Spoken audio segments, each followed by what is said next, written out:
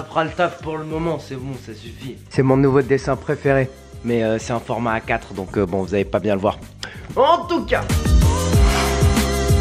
Et salut l'équipe, c'est Samy pour la Frenchy Sports News, j'espère que vous avez la pêche. Aujourd'hui c'est le moment de parler du Game 1 et 2 des finales NBA, apporter mon petit grain de sel, vous dire ce que j'en pense et ce que je vois venir pour le reste de la série. Pour cette vidéo j'ai envie de faire un format où je vais parler joueur après joueur et je vais aller très simplement. On va parler de KD, Clay, Draymond, Steph et ensuite LeBron et toute sa clique. Il y en a un Golden State que j'aime bien dont je vais pas parler aujourd'hui, c'est Jordan Bell.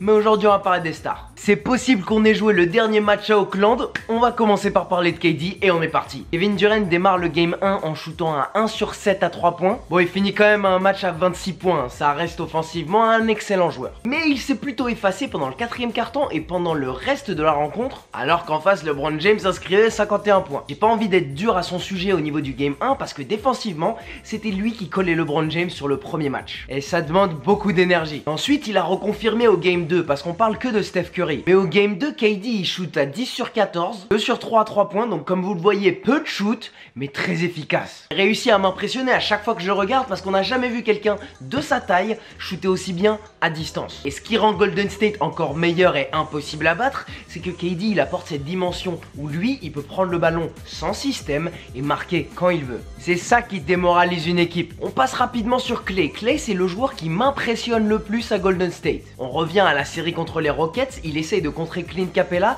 et il tombe sur son genou gauche si je me trompe pas. Et là, typiquement c'est le genre de chute, je croyais que les ligaments croisés étaient partis. Pareil pendant le game 1, J.R. Smith lui tombe dans les jambes, je vois une cheville qui est brisée. On imagine au moins qu'il va manquer quelques matchs. Mais non, Klay Thompson sur une cheville à moins de 50%, je peux estimer, il inscrit 20 points sur 13 shoots. 20 points sur 13 shoots, ça m'impressionne beaucoup plus que 46 points sur 43 shoots.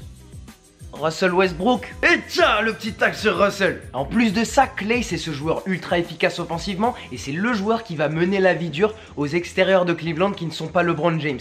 Ils ont déjà une vie assez dure, mais Clay c'est lui qui va limiter Kyle Korver, c'est lui qui va limiter J.R. Smith. Et Thompson, un des joueurs préférés de Léo avec qui j'ai tourné des vidéos, bah c'est lui qui va relancer Golden State quand ils sont dans un coup de mou. C'est lui qui en contre-attaque, au lieu d'aller au double pas, et bah il va reculer à 3 points parce qu'il a confiance en son shoot et ça relance Golden State, ça remet du feu dans leur machine. Alors Clay avec ses performances à 20 points c'est la 3e menace offensive pour Golden State, alors que pour 2 tiers des équipes NBA ça serait une superstar. On passe à Draymond, j'ai envie de parler de Draymond rapidement. Draymond c'est une belle moyenne, 9 points, 9 rebonds et 8 passes décisives sur le game 1 et 2. Tu rajoutes à ça 2,5 interceptions et 1,5 contre, et si tu regardes pas les matchs, bah Draymond Green tu vas pas le voir sauter à ton écran quand tu regardes les highlights sur YouTube. Mais selon moi, Draymond Green c'est le joueur qui dépense le plus d'énergie sur le terrain pour les Warriors. Il a la plus haute moyenne de minutes jouées, il a 43 minutes sur les 2 games. Et sur le deuxième match en particulier, quand les Warriors ont décidé de switcher entre Durant et Draymond, bah c'est lui qui se colle à LeBron et limite c'est du tout terrain. LeBron est un super héros et finit à 29 points avec Draymond qui le colle au basque. Mais la confiance que les Warriors ont en Draymond, ça montre la valeur qu'il a au monde en NBA.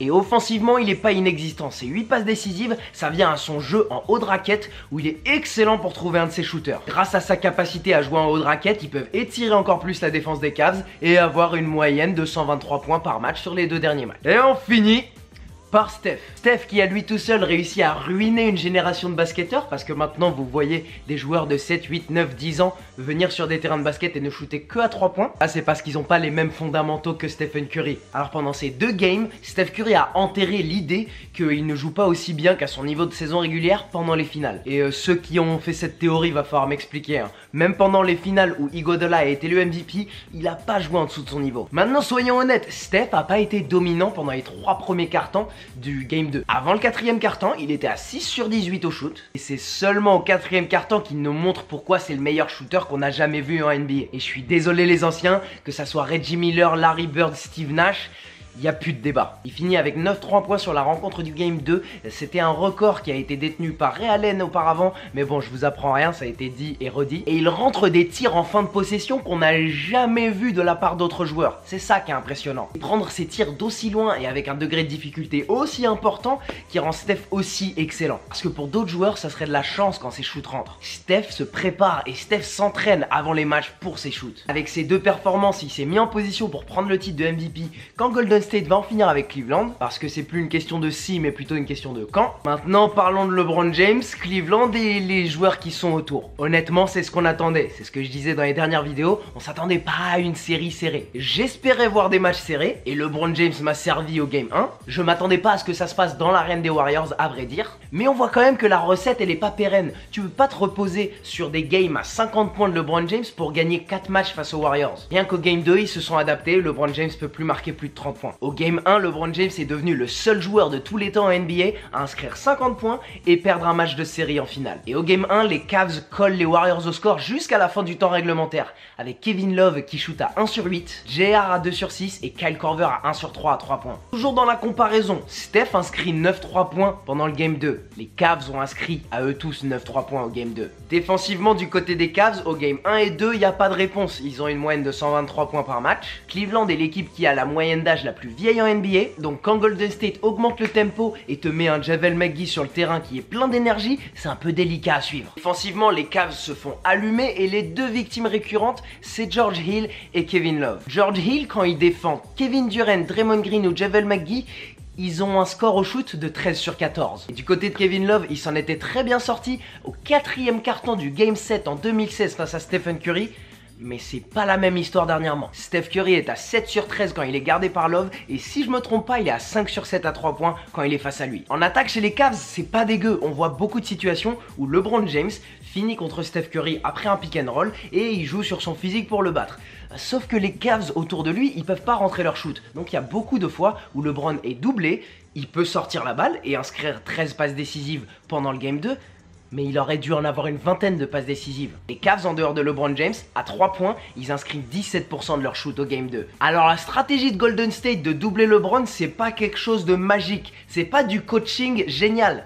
C'est juste que les shoots rentrent pas. Encore une fois, dans cette vidéo, j'ai rien dit d'extraordinaire. Beaucoup de personnes et de médias ont dit les chiffres que j'ai balancés. Et ces finales NBA étaient un petit peu prévisibles au niveau de la différence de talent qu'il y a sur le parquet. Mais ce que je vois surtout, c'est que LeBron James, il prend plus autant de plaisir à jouer. Un sweep ou un 4-1 des Warriors lui donnera toutes les raisons de quitter Cleveland et essayer de courir après le titre dans une nouvelle équipe.